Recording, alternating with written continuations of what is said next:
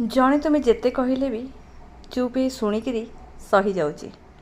ୟାର ମାନେ ନୁହେଁ ତାକୁ କଥା କହି ଆସେନି କି ତୁମ ସହିତ ଯୁକ୍ତି କରି ଆସେନି, କିନ୍ତୁ ସେ ଯୁକ୍ତି କରିବା ପାଇଁ ଚାହେଁନି। କାହିଁକି ନା ସେ ସମ୍ପର୍କକୁ ବଞ୍ଚେଇ ରଖିବା ପାଇଁ ଚାହେଁ।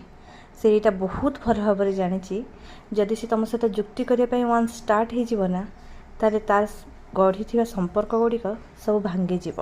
କିନ୍ତୁ କିଛି ଲୋକ ଅଛନ୍ତି ଏଇଟାକୁ ମୋର କମଜୋରି ବୋଲି ଭାବି ନେଇଥାନ୍ତି, କିନ୍ତୁ ଏଇଟାକୁ ମୁଁ ମୋର କମଜୋରି ବୋଲି ଭାବେନି, ଏଇଟାକୁ ମୁଁ ମୋର ତାକତ ବୋଲି ଭାବେ।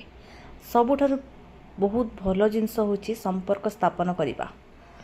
ଆଉ ଗୋଟେ କଥା, ଯେଉଁଦିନ ସେ ସମ୍ପର୍କରେ ମୋର ବିତୃଷ୍ଣା ଆସିଯିବ ନା, ସେଦିନ ମୁଁ ସବୁକୁ ତୁଚ୍ଛ କରିଦେବି। ଜୟ ଜଗନ୍ନାଥ।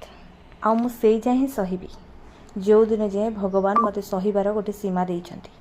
ଆଉ ଯେଉଁଦିନ ସେ ସୀମା ଉଲ୍ଲଙ୍ଘନ କରିଯିବ ନା, ସେଦିନ ମୋ ପାଖରେ ସବୁ ସମ୍ପର୍କ ଛିନ୍ନ।